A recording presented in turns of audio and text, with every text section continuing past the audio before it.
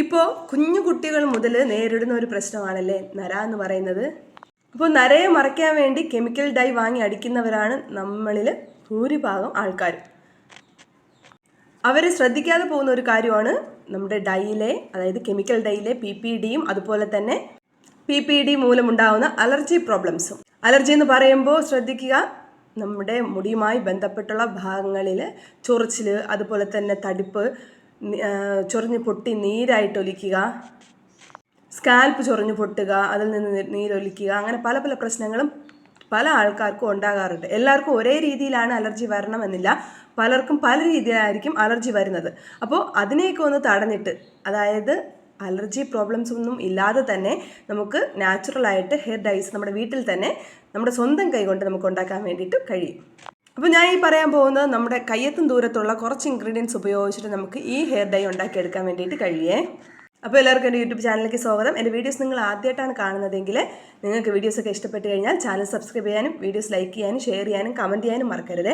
ഒപ്പം ഹൈപ്പും ചെയ്യാൻ വേണ്ടിയിട്ട് മറക്കരുത്. അപ്പോൾ നമുക്ക് ഈ ഹെയർ ഡൈ ഉണ്ടാക്കാൻ വേണ്ടിയിട്ട് ആദ്യം ആവശ്യമായിട്ടുള്ളത് കുറച്ച് കടുകാണ്. കടുകെന്ന് പറയുന്നത് നമ്മൾ കറിക്ക് മാത്രം ഉപയോഗിക്കുന്ന ഒരു സാധനമല്ല, ഇത് നമ്മുടെ മുടിക്കും വളരെയധികം യൂസ്ഫുൾ ആയിട്ടുള്ളൊരു സാധനമാണ്. നമ്മുടെ മുടിയുടെ വളർച്ചയ്ക്കായാലും അതുപോലെ തന്നെ നമ്മുടെ മുടി, അതായത് നരച്ച മുടിയെ കറുപ്പിക്കാനും സഹായിക്കും. അതുപോലെ തന്നെ നര വരാതിരിക്കാൻ വേണ്ടിയിട്ട് ഹെൽപ്പ് ചെയ്യും. അടുത്ത നമ്മളെ മെയിൻ ഇൻഗ്രീഡിയൻ്റ് എന്ന് പറയുന്നത് നമ്മുടെ വീട്ടുമുറ്റത്ത് തന്നെയുള്ള കറിവേപ്പിലയാണ് കേട്ടോ. കറിവേപ്പില നമ്മൾ കടയിൽ നിന്ന് വാങ്ങിക്കുന്നതിനേക്കാളും നമ്മുടെ വീട്ടിൻ്റെ മുറ്റത്തുള്ളത് എടുക്കുന്നതായിരിക്കും നല്ലത്. നിങ്ങൾ കടയിൽ നിന്ന് വാങ്ങിക്കുന്നതാണെങ്കിൽ നല്ലവണ്ണം കഴുകാൻ വേണ്ടിയിട്ട് മറക്കരുത്. അതായത് മഞ്ഞപ്പൊടിയൊക്കെ ഇട്ടിട്ട് നല്ലവണ്ണം കഴുകണം. അതിൽ ചിലപ്പോൾ കീടനാശിനി ഉണ്ടാകാൻ വേണ്ടിയിട്ട് ചാൻസ് ഉണ്ട്. പക്ഷെ നമ്മുടെ വീട്ടിലുള്ളതാണെങ്കിൽ നമുക്ക് ജസ്റ്റ് ഒന്ന് കഴുകിയെടുത്താൽ മാത്രം മതി. കുറച്ച് അളവിൽ നമുക്ക് കറിവേപ്പില ആവശ്യമായിട്ടുണ്ടേ.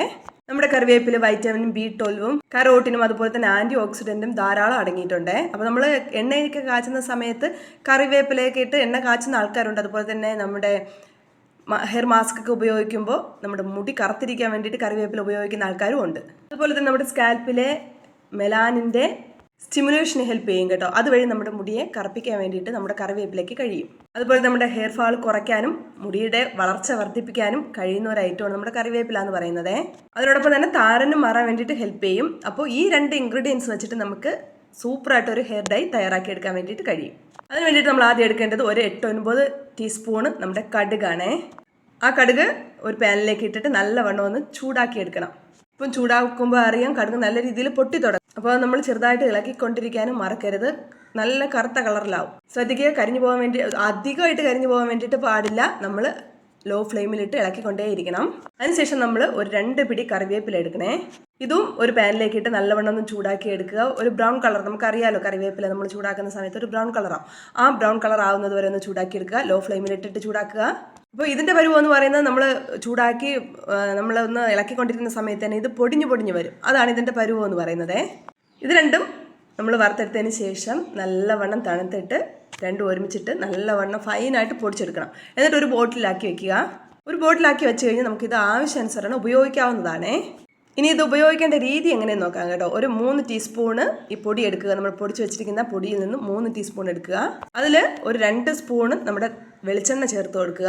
അല്ലെങ്കിൽ നിങ്ങളുടെ കയ്യിൽ ഏതാണോ ഹെയർ ഓയിൽ ഉള്ളത് അത് ചേർത്ത് കൊടുക്കുക. 2 സ്പൂണ് നല്ലവണ്ണം മിക്സ് ചെയ്തിട്ട് നമ്മൾ കുളിക്കുന്നതിന് ഒരു അരമണിക്കൂർ മുന്നേ തലയിലേക്ക് അപ്ലൈ ചെയ്ത് കൊടുക്കുക. നല്ല രീതിയിൽ അപ്ലൈ ചെയ്യണം കേട്ടോ. ഇപ്പോൾ 1-2 നരയൊക്കെ ഉള്ളവർക്കാണെങ്കിൽ ഇത് നല്ല എഫക്റ്റ് ആവും.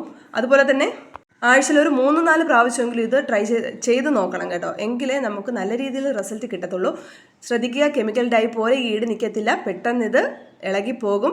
ഇപ്പോൾ നമുക്ക് തൽക്കാലം മുടി ഒന്ന് കറുപ്പിക്കുക, എന്തെങ്കിലും ഫംഗ്ഷൻസിനൊക്കെ പോകുന്ന സമയത്ത് തൽക്കാലം ഒന്ന് മുടി കറുപ്പിക്കുക. ആ ഒരു ലക്ഷ്യം മാത്രമേ ഈ ഒരു ഡൈക്കുള്ളൂ. കെമിക്കൽ ഡൈ ഉപയോഗിച്ച് നമുക്ക് അലർജി പ്രോബ്ലം വരുന്നതിനേക്കാളും ഒരു ദിവസം ആയാലും ഒരു ദിവസം നമുക്ക് മുടി കറുപ്പിച്ചിട്ട് നമ്മൾ ഫംഗ്ഷൻസിനൊക്കെ നാണക്കേടില്ലാതെ പോകാൻ വേണ്ടിയിട്ട് പറ്റും. അപ്പോൾ ഇങ്ങനെ ഒരു 1-2 മാസം നിങ്ങൾ തുടർച്ചയായിട്ട് ആഴ്ചയിൽ 3-4 പ്രാവശ്യം ഒന്ന് ഉപയോഗിച്ച് കഴിഞ്ഞാൽ നല്ല രീതിയിൽ നമുക്ക് മാറ്റം കൊണ്ടുവരാൻ വേണ്ടിയിട്ട് കഴിയും കേട്ടോ. നമ്മുടെ തലമുടി ചെറിയ രീതിയിൽ കറുത്ത് തുടങ്ങും. നമ്മൾ 1-2 മാസമൊക്കെ ഉപയോഗിക്കുന്ന സമയത്ത് ചെറിയൊരു രീതിയിൽ കറുത്ത് തുടങ്ങും. പിന്നെ അത് നമ്മളത് ശീലിച്ച് കഴിഞ്ഞാൽ നല്ല രീതിയിൽ മുടി കറുക്കാൻ വേണ്ടിയിട്ട് ഹെൽപ്പ് ചെയ്യുമേ. നമുക്ക് നോർമൽ വെള്ളത്തിൽ തന്നെ കഴുകാം. ഷാംപൂസ് ഒന്നും ഇടേണ്ട ആവശ്യമില്ല. നമ്മളിത് അപ്ലൈ ചെയ്യുന്നതിന് മുന്നേ ഷാംപൂ വാഷ് ചെയ്ത് മുടി നല്ല ക്ലീൻ ആയിരിക്കണം. ഇത്രയും മാത്രം ശ്രദ്ധിച്ചാൽ മതി. അപ്പോൾ നിങ്ങളിതൊന്ന് ട്രൈ ചെയ്ത് നോക്കുക. നമുക്ക് പുതിയൊരു വീഡിയോ ആയിട്ട് കാണാം. അതുവരേക്കും ബൈ.